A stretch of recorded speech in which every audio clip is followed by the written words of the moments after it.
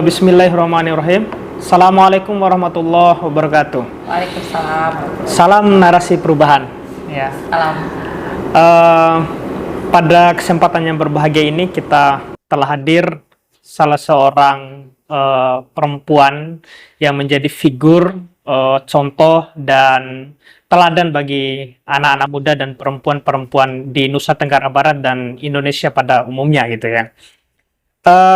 Beliau ini dari pengalaman organisasi, beliau pernah menjabat sebagai Sekretaris Umum Kohati PBHMI periode 2018-2020 ya Kak. Ya.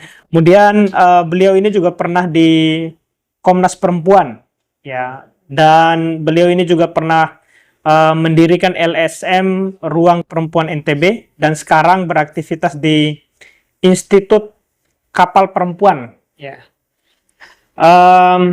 Nanti kita akan ngobrol banyak.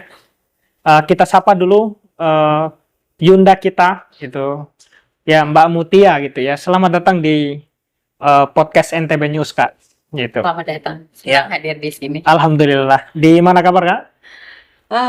Ya sehat. Alhamdulillah ya. Ya tetap harus sehat dan menyala lah kan begitu. Kalau kalau ndak punya modal semangat dan menyala ini kan berat juga kita bertarung ini ya. Iya baik. Pada kesempatan ini Kak kita kasih tema terkait dengan perempuan NTB dan Indonesia gitu. Jadi bagaimana ya lumayan lah. Bagaimana nanti kita membaca seperti apa sih sosok perempuan itu, karena di tengah krisisnya gitu ya, kan masih banyak krisis kepercayaan terhadap perempuan, apalagi untuk menjadi pemimpin dan lain sebagainya. Nah itu kita mau coba sorot nantinya. Kenapa harus bicara NTB dan Indonesia? Harapannya perempuan-perempuan kita di NTB ini tidak hanya menjadi kekuatan di NTB, tapi dia juga bisa bermanfaat untuk di luar daripada NTB, itu Indonesia gitu. Mungkin pertanyaan pertama sederhana aja Kak. Ya mungkin perlu sahabat NTB News perlu tahu juga siapa Mbak Mutia itu gitu ya. Bicara pengalaman sedikit ya Kak, sebagai seorang aktivis, sebagai seorang perempuan kan begitu ya. Seperti apa Kak pengalaman sebagai aktivis? Wah. Ya sebelumnya terima kasih sudah diundang buat hadir di sini dan menyapa teman-teman sahabat News NTB News. Ya. Pengalaman menjadi seorang aktivis perempuan berat, penuh tantangan, tapi ya tidak boleh menyerah. Tidak boleh menyerah. Karena kita punya tujuan yang harus dicapai. Iya. Ya saya terlahir di sebuah desa yang kecil gitu, di dalam keluarga yang sederhana.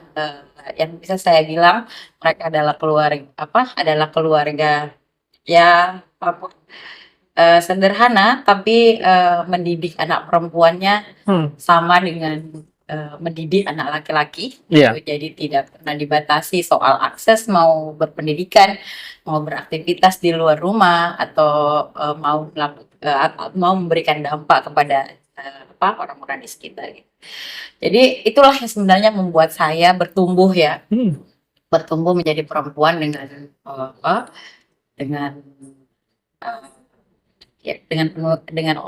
sebagai perempuan yang penuh semangat dan bisa melakukan aktivitas-aktivitas sosial yang berdampak lah ya. Berdampak meskipun mungkin pelan-pelan ya. Pelan-pelan ya. Itu dari kabupaten gitu kan, kemudian kita bergerak ya. Kemudian kita saya sampai di nasional. Dan nasional. Dan itu tentu capaian-capaian itu adalah dukungan dari banyak pihak pastinya. Bagaimana perempuan harus mengatasi melalui banyak hal yang mungkin ingin saya bilang itu 2 kali lipat atau berkali-kali lipat dibandingkan dengan laki-laki. Ya. Karena bagaimanapun perempuan dikonstruksikan sebagai makhluk sosial yang tidak setara ya, atau tidak sama dengan laki-laki dalam konteks dalam konteks aktivitasnya di ruang publik. Perempuan cenderung didomestifikasi posisinya dibandingkan dengan laki-laki. Contoh misalnya gitu, perempuan dengan laki-laki dibedakan cara dia ketika dia keluar rumah misalnya. Laki-laki punya kebebasan untuk keluar rumah gitu. Perempuan tidak. Dia punya dibebankan oleh tugas-tugas domestik. Padahal sebenarnya aksesnya bisa sama, kesempatannya bisa sama, karena sama-sama ingin memberikan dampak. Tapi perempuan harus melawan itu gitu. Perempuan harus berproses untuk kemudian mengatasi itu. Laki-laki enggak. Gitu. Dan perempuan kadang-kadang berjuang sendirian, laki-laki nggak mau tahu soal itu. Justru laki-laki semakin ketika perempuan berhasil mengatasi satu step di dalam ruang domestiknya, mereka laki-laki biasanya merasa terancam gitu. Merasa terancam dalam artian masa sih kita mau setara dengan perempuan misalnya gitu.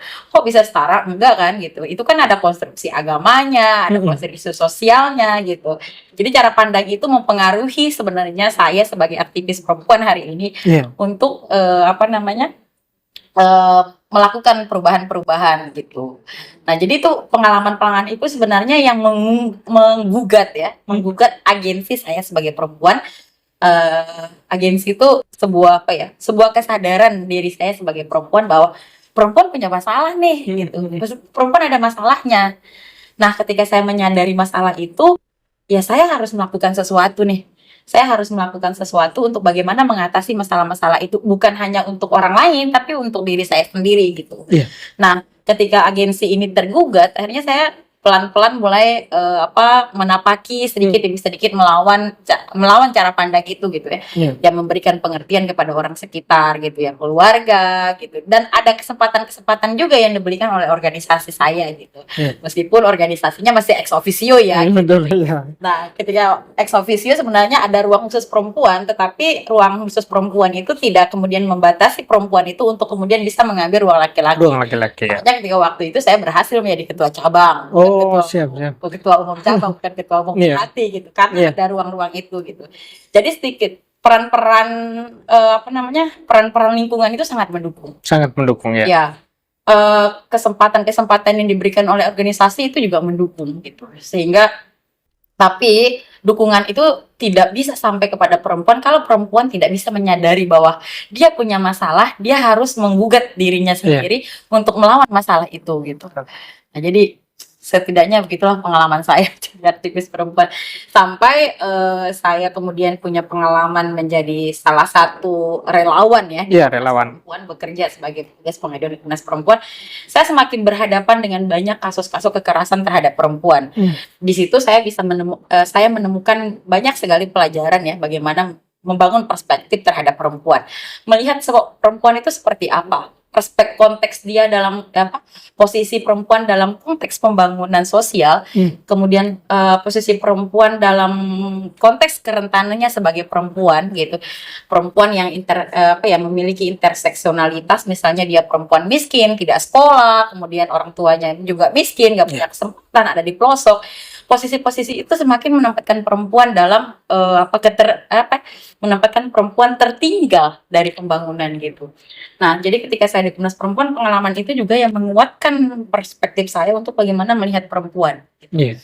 Keberpihakan terhadap perempuan itu terbangun ketika kita berhadapan langsung dengan cerita-cerita korban tentang kekerasan yang dia alami gitu. Pelaku-pelakunya siapa saja, bahkan yang waktu itu dalam pikiran saya nggak kepikiran bahwa pelakunya itu bisa siapa saja gitu. Baik dia berpendidikan tinggi gitu, ataupun yang tidak berpendidikan, ternyata siapapun bisa menjadi pelaku, siapapun bisa menjadi korban dalam konteks kasus kekerasan terhadap perempuan. Apalagi kalau misalnya pelakunya itu punya jabatan, terkenal, punya relasi, semakin kuatlah relasi kuasanya untuk mengontrol posisi perempuan ternyata. Gitu. Jadi seperti itulah pengalaman saya. Baik, cukup menarik ya pengalaman. Silakan. Ya. Biar ngobrol santai, yang namanya ngobrol santai ya memang harus sambil nyantai gitu. Ya, baik Mbak Mutia. Ya, ternyata memang banyak ya problem-problem perempuan atau sesuatu hal yang berkaitan dengan perempuan yang barangkali mungkin tidak bisa dipahami secara total oleh laki-laki kan begitu. Saya ingin coba menggali, membangkitkan semangat kita gitu ya. Betapa sesungguhnya perempuan ini kan sudah jauh sebelum Indonesia merdeka gitu ya. Itu sudah ada penggerak-penggeraknya. Misalnya Kartini misalnya kan 1903 gitu. Kemudian Siti Walidah misalnya dengan semangatnya untuk kemudian menggerakkan tokoh-tokoh perempuan melawan keadaan, lingkungan dan lain sebagainya. Nah, saya ingin tanya sedikit sebagai pengamat atau inilah yang sudah bergelut di Komnas Perempuan gitu ya Kak. Seberapa penting sih, bukan seberapa penting ya bahasanya, seberapa kesetaraan gender ya. Saya ingin tanyakan ini. Kesetaraan gender itu menurut Mbak Mutia sendiri seberapa penting misalnya? Wow, kalau ditanya seberapa penting ya itu sangat penting dan harus menurut saya ya. Kesetaraan gender itu harus dimaknai sebagai kesamaan akses, kesamaan hak dan kewajiban, kesamaan hak terhadap pendidikan, ekonomi, kesehatan, pembangunan. Nah, jadi kesetaraan gender itu harus dimaknai seperti itu. Jadi kesetaraan gender itu bukan hanya kita pengen berkompetisi dengan laki-laki atau mau mengambil posisi laki-laki gitu, enggak gitu. Jadi harus dimaknai dalam konteks bahwa kesetaraan gender itu soal akses, soal pemenuhan hak terhadap perempuan dan laki-laki sebagai warga negara gitu. Nah, jadi kesetaraan gender ini menurut saya sangat penting dan harus dilakukan. Kenapa? Karena ketika kesetaraan gender ini tidak terjadi gitu, maka perempuan akan terus tertinggal. Ketertinggalan perempuan dalam konteks pembangunan itu menyebabkan perempuan terus menjadi kelompok yang termiskinkan, kelompok yang terpinggirkan gitu. Nah, ketika perempuan tersingkirkan dan terpinggirkan, maka haknya tidak bisa dipenuhi. Aksesnya terhadap pendidikan terbatas. Aksesnya terhadap ekonomi terbatas. Aksesnya terhadap kesehatan terbatas. Ketika aksesnya terhadap semua hal itu terbatas, maka dia tidak akan menjadi warga negara yang bisa punya kontribusi terhadap pembangunan. Sementara hasil pembangunan itu harus dinikmati oleh semua orang. Termasuk kelompok perempuan ya. Tapi nyatanya kalau kita melihat data-data statistik gitu ya, kalau kita melihat data-data statistik, siapa kelompok yang paling miskin? Siapa kelompok yang sering ditinggalkan dalam pembangunan? Siapa kelompok yang kurang berpartisipasi dalam konteks perencanaan pembangunan misalnya gitu. Misalnya angka kemiskinan perempuan biasanya fluktuatif ya, angkanya kadang-kadang meningkat, kadang-kadang menurun gitu ya. Tapi jika dibandingkan dengan laki-laki, dia selalu secara data kuantitatif dia selalu tertinggal, bahkan rendah gitu. Contoh lain lagi dalam konteks partisipasi perempuan dalam perencanaan pembangunan. Nah, ini menjadi penting kan menurut saya, karena ketika perempuan bisa berpartisipasi dalam perencanaan pembangunan, disitulah perempuan bisa menyuarakan apa yang menjadi kepentingannya sebagai perempuan. Apa masalah-masalahnya, apa masalah-masalah perempuan yang perlu disampaikan dalam perencanaan pembangunan, sehingga masalah-masalah perempuan itu bisa dimasukkan dalam dokumen-dokumen perencanaan pembangunan yang kemudian nanti bisa direalisasikan gitu. Nah, misalnya kalau kita melihat dalam setiap perencanaan pembangunan, misalnya di musyawarah perencanaan pembangunan di tingkat desa misalnya gitu ya. Itu kan dalam setiap forum perencanaan pembangunan perempuan punya kuota 30% yang harus diikuti. Betul. Ya kan? Mulai di setiap tingkatan, desa, kecamatan, kabupaten, bahkan di tingkat nasional.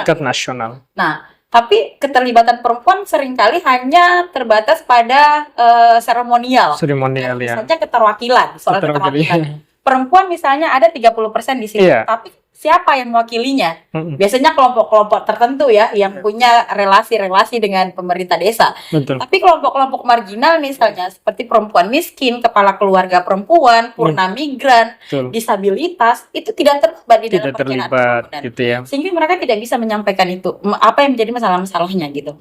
Nah, kalaupun misalnya mereka terlibat, tapi biasanya dalam banyak ini ya, dalam konteks mereka memberikan usulan, tapi biasanya usulannya hanya sebatas usulan. Usulan ya. Usulan itu kemudian tidak direalisasikan gitu. Jadi masalah-masalah perempuan itu tidak dianggap sama pentingnya dengan masalah-masalah lain. Nah ini menjadi masalah nih menurut saya. Dianggap nggak sama penting. Nah, sementara kita mau mencapai kesetaraan gender, tapi permasalahan perempuan dianggap bukan tidak sama pentingnya dengan masalah-masalah yang lain gitu.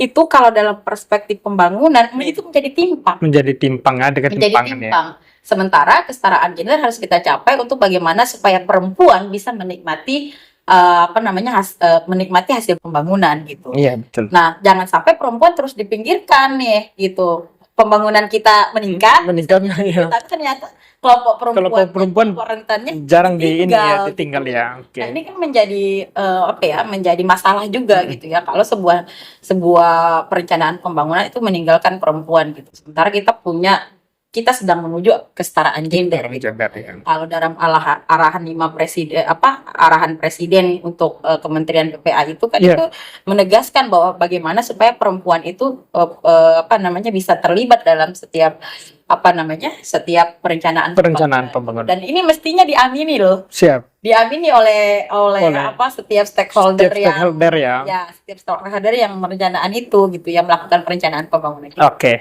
Jadi menurut saya perencanaan kesetaraan gender itu sangat penting. Sangat penting. Tapi sekali lagi harus dimaknai sebagai konteks tadi itu ya. Betul. Konteks akses, bukan kita ingin ini ya bersaing gitu ya. Kalaupun bersaing sebenarnya nggak ada masalah. Nggak ada soal juga ya. Karena ini soal kompetensi. Betul. Tapi laki-laki biasanya selalu masih menganggap itu sebagai ancaman. Oke. Nah, harapan saya sih saya ingin bilang pada laki-laki ya kesetaraan gender adalah juga kita semua gitu ya. Oke, baik. Punya biar kita punya kontribusi yang sama terhadap pembangunan. Iya. Baik, menarik ya. Kalau bicara gender ini kan akan selalu berapi-api kan begitu ya. Karena kan realitasnya kan masih sangat jauh dari apa yang diharapkan gitu ya. Bukan hanya saya yang. Iya, artinya kan ya siapapun kan maksudnya kalau bicara soal gender, artinya kan kita punya rasa prihatin yang sama kan begitu.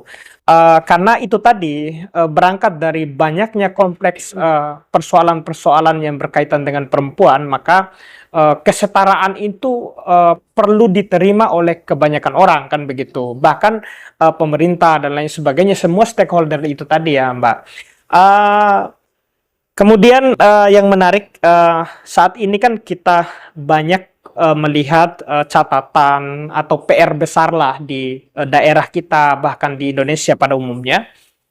Banyak kasus-kasus yang melibatkan perempuan terhadap kekerasan terhadap anak dan lain sebagainya itu kan banyak beredar kan begitu. Lalu salah satu solusi atau tugas misalnya Mbak Mutia di Komnas Perempuan itu untuk meretas atau menyelesaikan soal-soal seperti itu seperti apa kira-kira itu? Sebenarnya saya pengalaman saya di Komnas Perempuan itu lebih kepada menerima pengaduan kasus-kasus kekerasan perempuan gitu dari seluruh wilayah gitu ya se-Indonesia. Tapi kami Komnas Perempuan tidak punya kapasitas untuk melakukan penanganan langsung, maka sistemnya adalah rujukan gitu. Rujukan ya. Itu adalah rujukan kepada lembaga-lembaga layanan yang ada di wilayah di mana korban tinggal gitu. Jadi ya itu bagaimana caranya supaya korban bisa mengakses layanan itu dengan cepat. Dengan cepat ya. Nah, semakin kesini, semakin kesini ragam bentuk kekerasan terhadap perempuan itu semakin banyak, gitu. Semakin banyak. Misalnya dulu kalau dalam kurun waktu 10 sampai 10 tahun yang lalu kita belum mengenal istilah kekerasan berbasis elektronik, kekerasan seksual berbasis elektronik gitu. Tapi seiring dengan kemajuan teknologi, meningkatnya penggunaan media sosial gitu ya masyarakat Indonesia itu membuat banyak pelaku-pelaku kejahatan seksual menggunakan menggunakan teknologi untuk melakukan kejahatan seksual.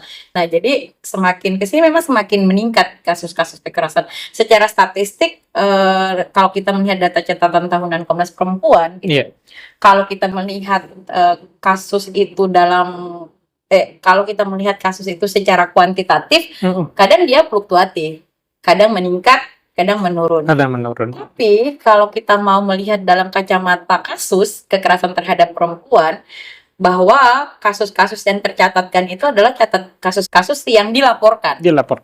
Yang dilaporkan sehingga itu bisa dicatatkan. Tapi banyak kasus juga yang terjadi tapi tidak dilaporkan. Jadi itu tidak tercatat. Jadi kasus-kasus kekerasan terhadap perempuan itu dia seperti fenomena gunung es. Mungkin teman-teman pernah dengar ini. Jadi yang kelihatan itu hanya di pucuknya saja, tapi di tatarannya itu nggak kelihatan, padahal dia banyak. Gitu. Karena korban butuh keberanian dan dukungan untuk untuk bisa melaporkan kasus. Nah, itu yang tadi saya bilang bahwa ketika perempuan tidak bisa serta-merta melakukan kasus-kasus kekerasan yang dialaminya, terutama karena banyak hal kayak tadi, misalnya ada kondisi interseksionalitas yang terjadi terhadap perempuan. Dia miskin, dia mengalami kekerasan, kemudian dia tidak punya akses untuk melaporkan kasusnya, nggak ada salurannya untuk dilaporkan. Kalaupun dia dilaporkan, apakah kasusnya ditangani dengan perspektif perempuan atau tidak?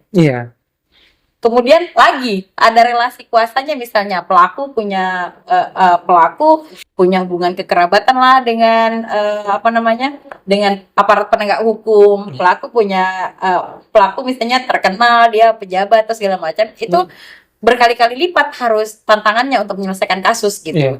Apalagi untuk perempuan-perempuan yang berada di wilayah-wilayah terluar misalnya seperti daerah kita misalnya gitu, daerah NTB juga kan ada desa-desa atau ada desa-desa yang ada di atas gunung, ada yang di pulau gitu. Nah itu kan semakin mempersulit akses sebenarnya gitu. Nah jadi dalam konteks penanganan kasus layanan dukungan untuk korban itu menjadi sangat penting. Dukungan korban itu bisa diberikan oleh siapa saja, termasuk oleh keluarga, oleh teman. Gitu. Tapi untuk mendapatkan akses layanan itu harus didekatkan kepada korban, terutama layanan-layanan pemerintah gitu. Pemerintah harus bisa melakukan penjangkauan korban, khusus untuk korban-korban yang ada di daerah-daerah terpencil, berada di daerah-daerah pergunungan yang tidak bisa punya akses, atau misalnya aksesnya jauh gitu. Misalnya dari wilayahnya harus ke kota, itu menempuh jarak 1 atau 2 jam gitu. Nah itu kan tidak punya perspektif korban kan. Hanya korban yang harus bersusah payah, padahal korban sudah menjadi korban, kemudian dia harus mengusahakan untuk pelayanan gitu. Belum lagi biasanya dalam konteks-konteks penanganan kadang-kadang korban dipertemukan dengan pelaku gitu. Itu kan tidak boleh. Karena kalau ketika korban, kita harus memahami psikologi korban sedang mengalami dia sedang terdampak dari kasus yang dia alami. Jadi dipertemukan lagi dengan pelaku. Jadi dalam konteks penanganan korban ini harus menurutku harus diperhatikan ya gitu, bagaimana situasi korban dan psikologi korban gitu. Jadi menurut saya pengalaman itulah yang kemudian membuat saya melihat bagaimana caranya ketika ada perempuan yang mengalami kasus kekerasan, kita mesti melakukan apa? Apa yang pertama harus kita lakukan, dukungan apa yang harus kita berikan gitu. Dan itu juga sering saya sampaikan kepada beberapa teman-teman yang bergelut di isu yang sama gitu, tentang bagaimana berhadapan dengan korban gitu. Gitu sih. Iya, baik. Yang selanjutnya mungkin terkait banyak sekali soal-soal isu-isu perempuan, masalah-masalah yang dihadapi oleh perempuan gitu ya. Mungkin kita masuk sedikit ke poin penting nggak sih misalnya seorang perempuan tampil gitu ya sebagai kepala daerah, sebagai legislator untuk kemudian memastikan ada regulasi, ada apa namanya, sesuatu yang kemudian yang memayungi perempuan-perempuan kita kan begitu. Nah, perlu nggak misalnya dia bagaimana itu apa namanya menurut Mbak Mutia terkait dengan pemimpin perempuan kan begitu? Saya suka sebenarnya kalau apa ya, kalau ngomong soal pemimpin perempuan, Iya. saya suka sekali. Jadi eh, pemimpin perempuan itu lahir ya, Iya. bukan lahir, dilahirkan. Pemimpin perempuan itu dilahirkan dari pengalaman perempuan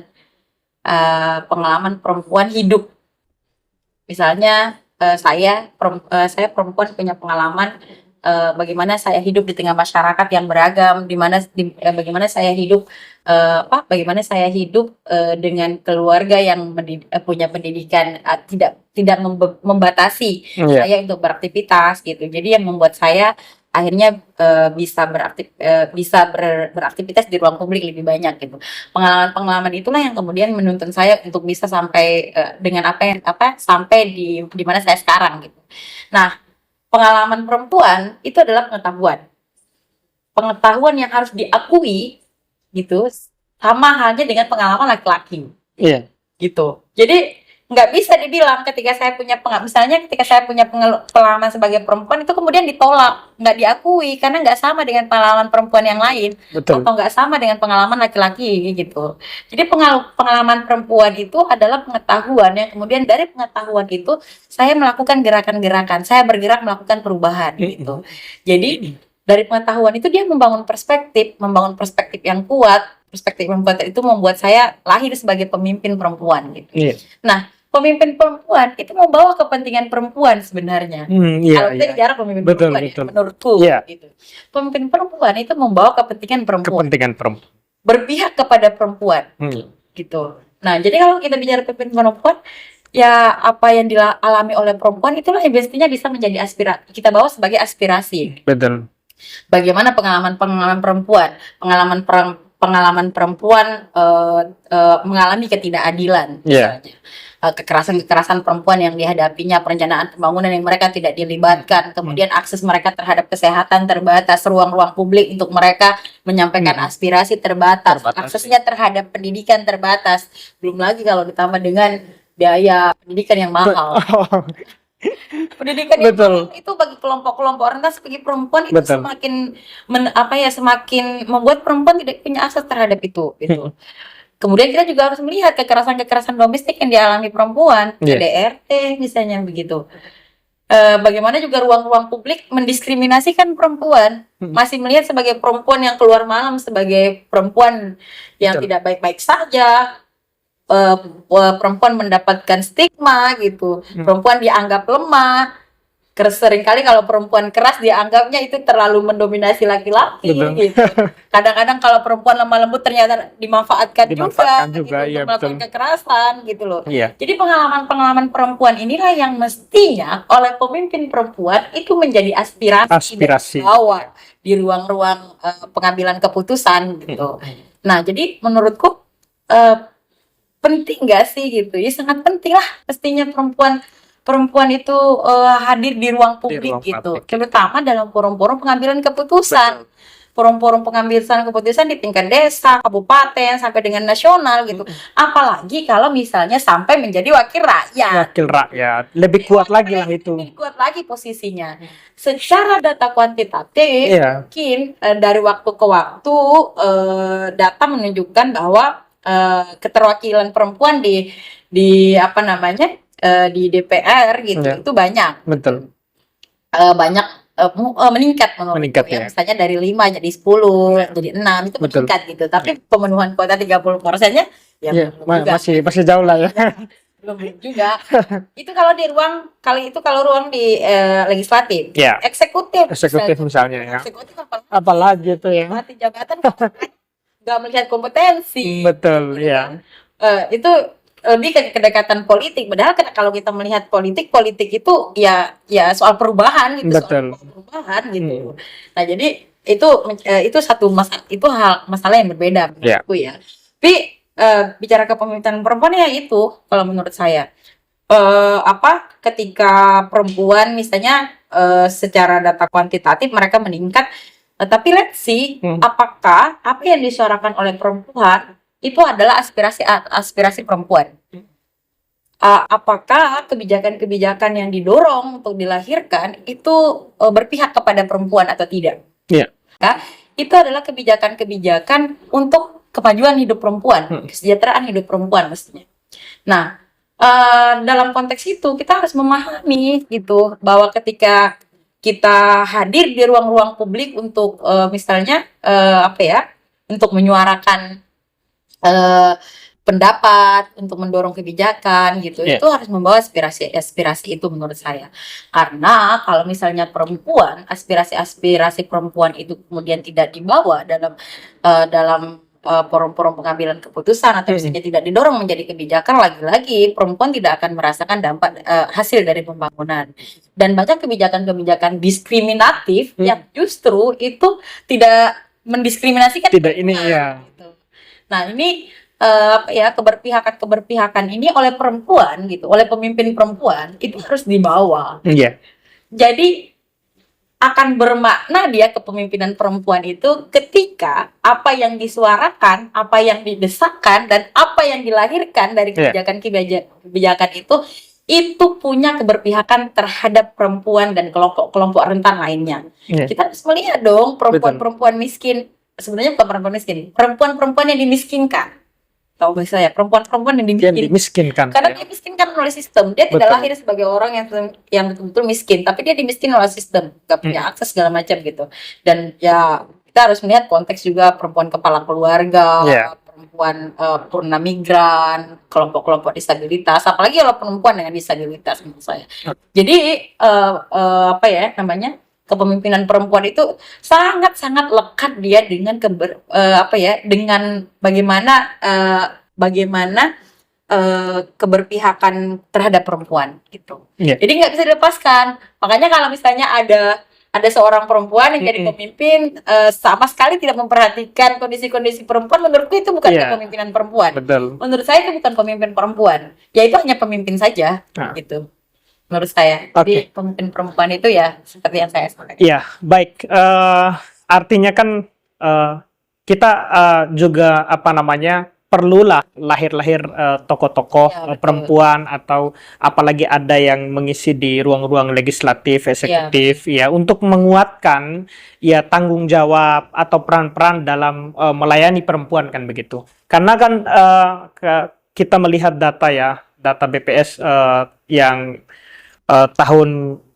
sekitar tahun 2020 2020 ke sini itu datanya menunjukkan bahwa perempuan di Nusa Tenggara Barat itu jauh lebih banyak ketimbang laki-laki kan begitu. Artinya kan kepemimpinan perempuan ini adalah menjadi salah satu solusi kan begitu dalam kompleksnya masalah, kemudian tidak totalitasnya pelayanan terhadap perempuan kan begitu. Jadi ini secara lahirnya tokoh atau kemudian pemimpin perempuan itu juga menjadi sangat solusi lah ya. Betul, saya setuju.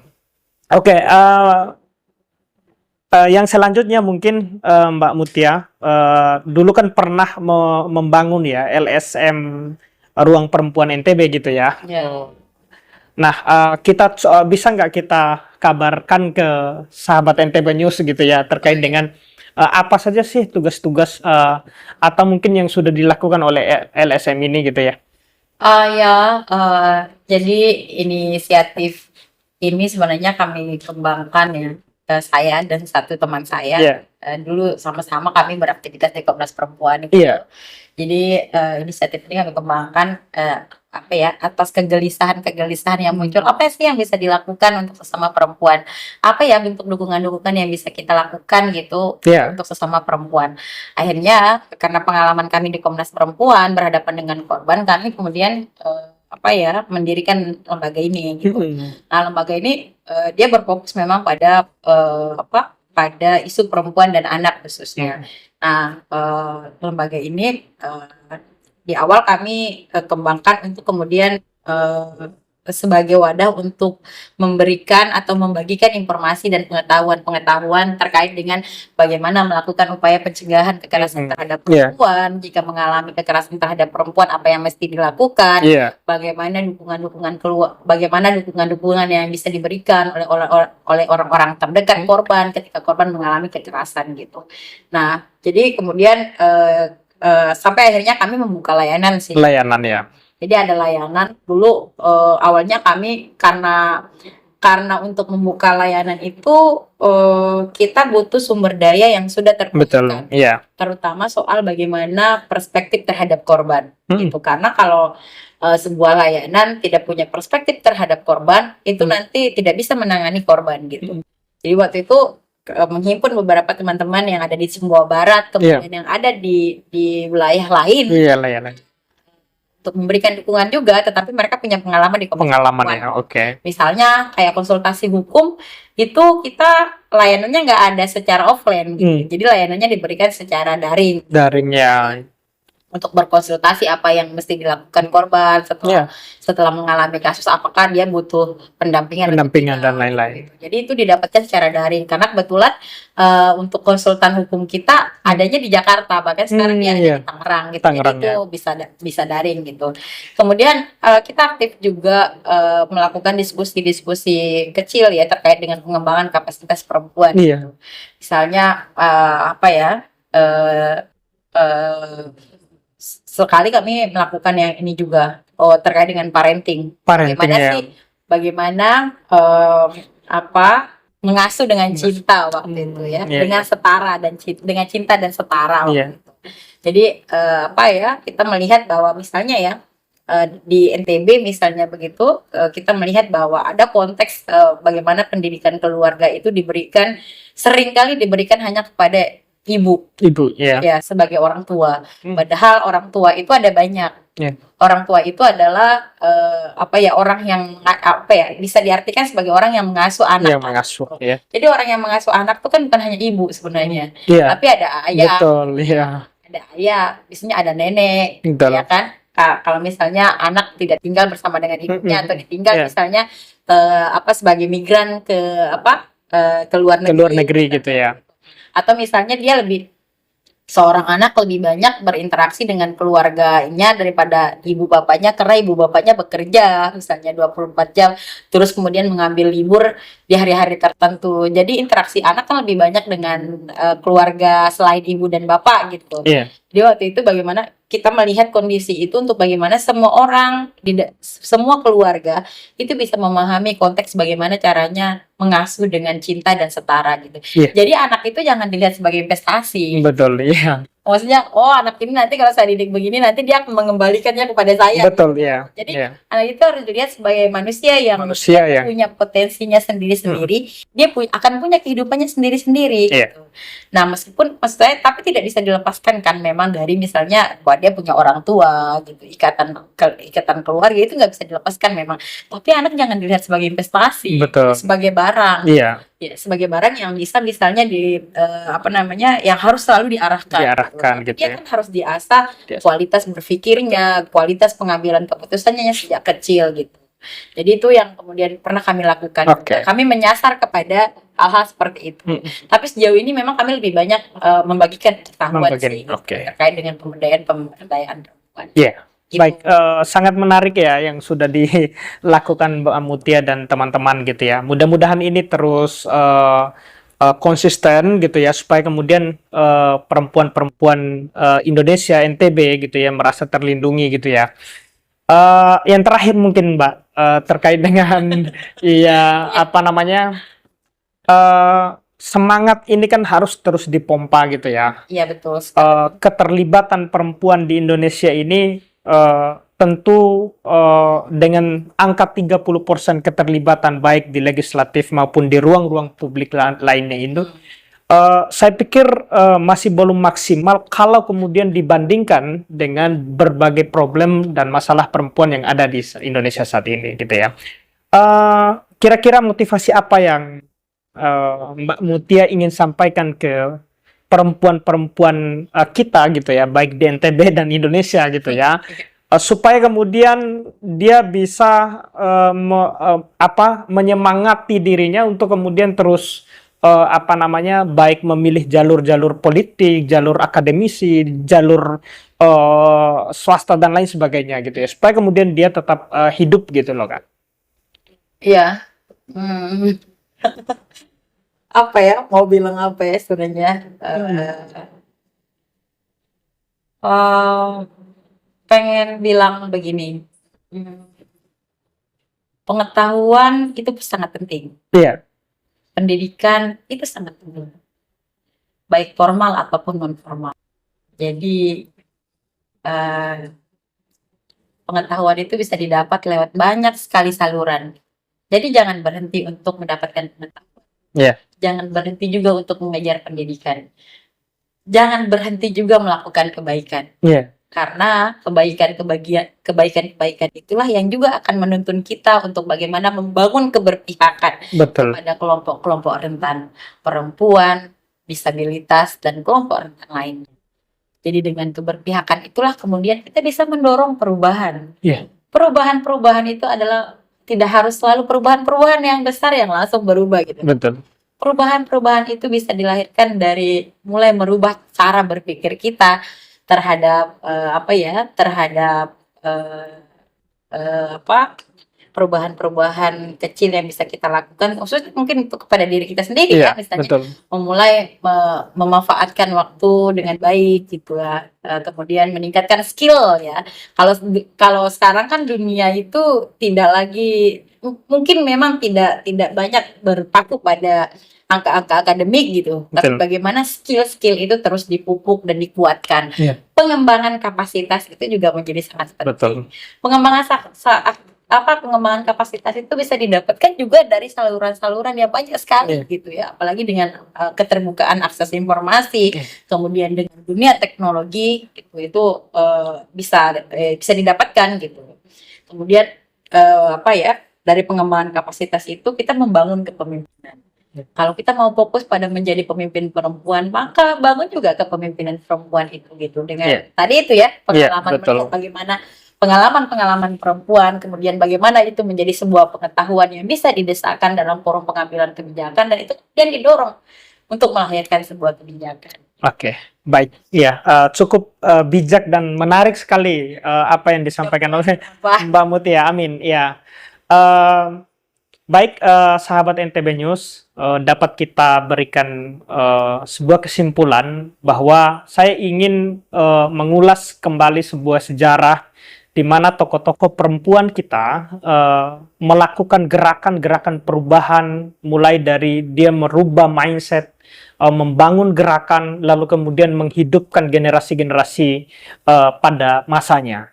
Ya, R.A. Kartini, beliau telah memulai pada tahun 1903, kemudian dilanjutkan oleh Siti Walidah pada 1917, dan diikuti dengan gerakan-gerakan perempuan-perempuan lainnya gitu. Nah, ini semua adalah perubahan mindset ya atas tekanan-tekanan keadaan lingkungan itu tadi ya, yang membuat tokoh-tokoh kita ini menggerakkan ya, merubah pola pikirnya, lalu kemudian menggerakkan tokoh perempuan-perempuan kita sehingga mereka mungkin dari situlah juga kita bisa merasakan bagaimana kebebasan hari ini gitu ya. Dan mudah-mudahan kita terus bisa berkolaborasi gitu ya, karena tidak ada kata yang paling indah gitu ya saat ini. Di satu sisi beberapa tokoh-tokoh perempuan kita mendorong kesetaraan gender ya, laki-laki juga harus bisa menerima itu dan mengajak perempuan untuk kemudian berkolaborasi membangun negeri gitu ya. Ya, dan laki-laki harus ikut serta di dalamnya ya. Makanya kolaborasi itu adalah kata yang paling tepat kita untuk membangun Indonesia ke depannya gitu. Oke, baik, sahabat NTB News, cukup menarik kita diskusi sama Mbak Mutia gitu ya. Dan mudah-mudahan kita bisa berjumpa lagi di episode selanjutnya gitu ya. Kurang dan lebihnya Kami mohon maaf. Fastabikul khairat. Assalamualaikum warahmatullahi wabarakatuh. Salam narasi perubahan. Salam. Ya.